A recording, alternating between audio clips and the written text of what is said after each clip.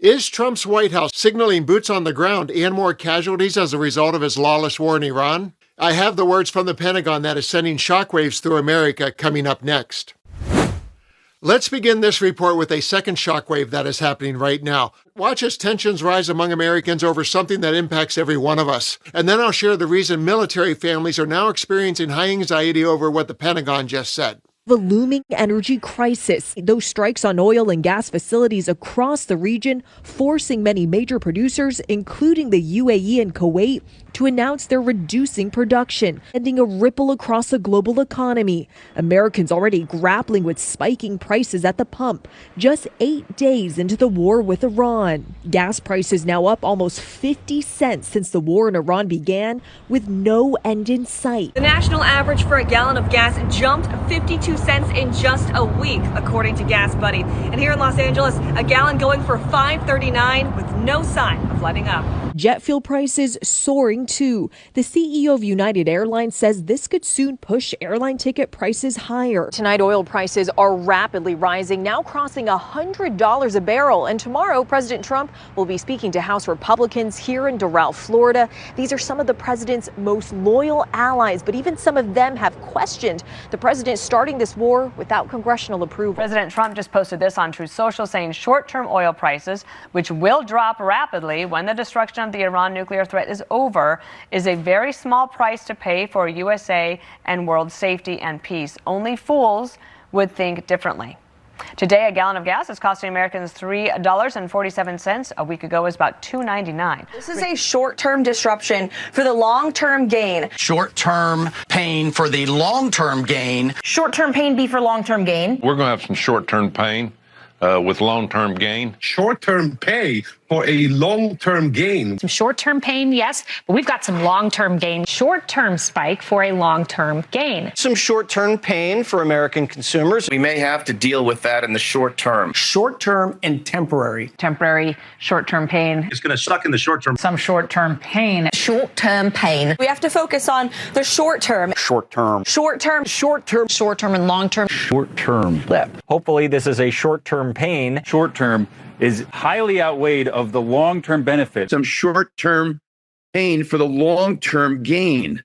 And speaking of mindless MAGA mouthpieces, here's our featured story with Pentagon Pete Hegseth repeating the talking points Trump gave him to 60 Minutes in an interview that covers the looming boots on the ground and the casualties to come.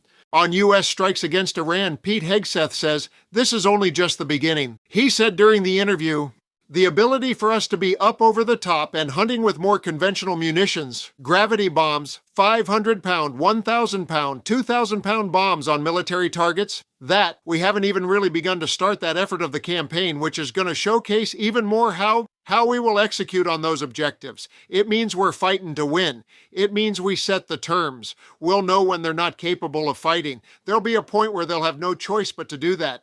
Whether they know it or not, they will be combat ineffective. They will surrender. In Iraq and Afghanistan, where a lot of foolish approaches were used, this is war. This is conflict. This is bringing your enemy to their knees. Now, whether they will have a ceremony in Tehran Square and surrender, that's up to them. All I know is I'm in the room every day and I see how President Trump operates and what he's putting first, and it's America. Americans and American interests. People ask boots on the ground. No boots on the ground. 4 weeks, 2 weeks, 6 weeks. Go in, go in. President Trump knows. I know. You don't tell the enemy. You don't tell the press. You don't tell anybody what your limits would be on an operation. We're willing to go as far as we need to in order to be successful, but we reserve the right. We would be completely unwise if we did not reserve the right to take any particular option, whether it included boots on the ground or no boots on the ground. Our commanders are aware of everything. We have the best intelligence in the world. We're aware of who's talking to who, why they're talking to them, how accurate that information might be, how we factor that into our battle plans, our CENTCOM commander. So we know what's going on. And the president has an incredible knack at knowing how to mitigate those risks. And so the American people can rest assured their commander-in-chief is well aware of who's talking to who. And anything that shouldn't be happening, whether it's in public or back-channeled, is being confronted and confronted strongly. No one's putting us in danger. We're putting the other guys in danger, and that's our job. So we're not concerned about that. We mitigate it as we need to. Our commanders factor all of this, but the only ones that need to be worried right now are are Iranians that think they're going to live. The president's been right to say there will be casualties. Things like this don't happen without casualties. There will be more casualties. And no one is, especially our generation, knows what it's like to see Americans come home in caskets. But that doesn't weaken us one bit. It stiffens our spine and our resolve to say this is a fight we will finish. Those are highlights. For the full story, visit cbsnews.com.